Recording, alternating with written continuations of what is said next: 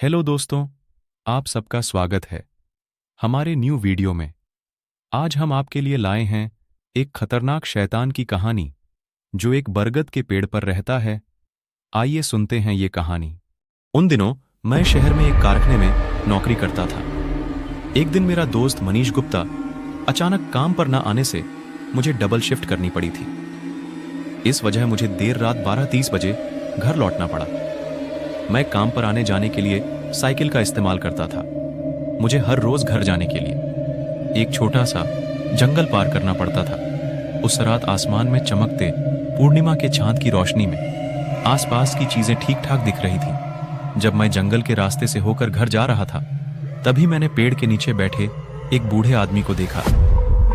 मुझ पर नजर पड़ते ही वह मुझे अपने पास बुलाने लगा। मैंने उसके पास जाकर साइकिल को ब्रेक लगाया। वह मुझे बोला, बेटा तुम मुझे गांव में छोड़ दोगे तो तुम्हारे बड़े उपकार होंगे। मैंने पूछा, चाचा आप इतनी रात गए इस सुनसान जंगल में क्या कर रहे हो? वह बोले, मैं यहां पर नया आया हूं, गांव में जाना चाहता हूं, परंतु रास्ता भटकने की वजह से कुछ समझ में नहीं आ रहा है। मैंने उस रहस्यमय बूढ़े को साइकिल की पिछली सीट पर बिठा लिया और गांव की ओर चल दिया। बहुत देर तक साइकिल पर बैठी बुजुर्ग व्यक्ति कुछ बोल नहीं रही थी, तो मैंने ही पूछ लिया, चाचा आपने अपना नाम नहीं बताया। वह बोले, मेरा नाम है जमाल उल्फत मतवाला। नाम बताते वक्त उनकी आवाज किसी जवान मर्द की तरह भारी सुनाई दी, पर मैंने उस पर कुछ ध्यान नहीं दिया।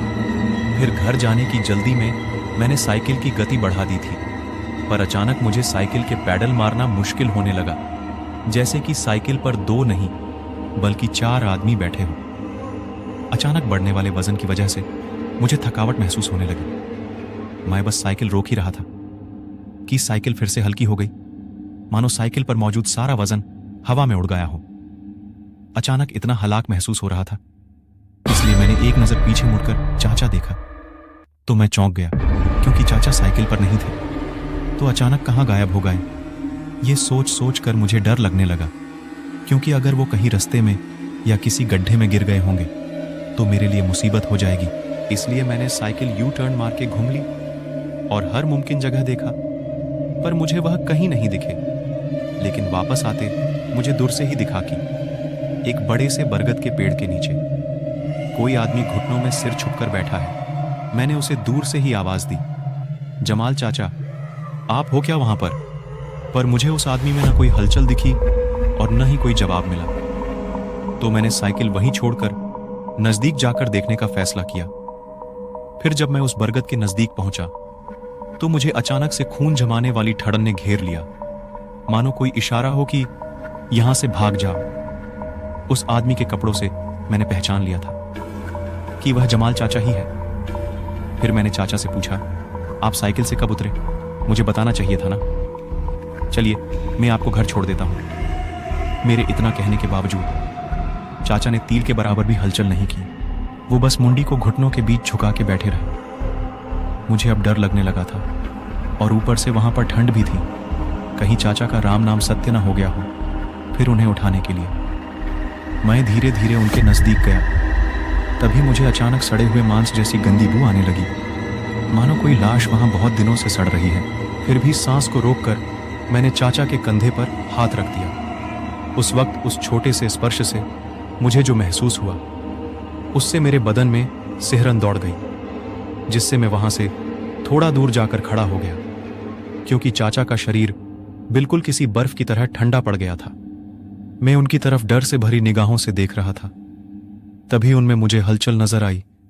उसके बाद जो भयंकर चीज मेरी आंखों के सामने खड़ी थी, उसे देखकर मेरे मुंह से निकलने वाली चीख ने जंगल के सन्नाटे को चिर कर रख दिया, क्योंकि जमाल चाचा का सिर अब उनके कंधों पर नहीं, उनके हाथों में था। उनका धड़ उनकी कटी मुंडी को हाथ में लिए खड़ा था। उसके बाद मैं वहां से किसी शिकारी से डरे हुए खरगोश की तरह भाग, फिर वह प्रेत भी में अपना कटा हुआ सिर हाथों में लिए मेरा पीछा करने लगा। मैं तुरंत साइकिल पर बैठा और पूरी जाना लगा के पैडल मारने लगा।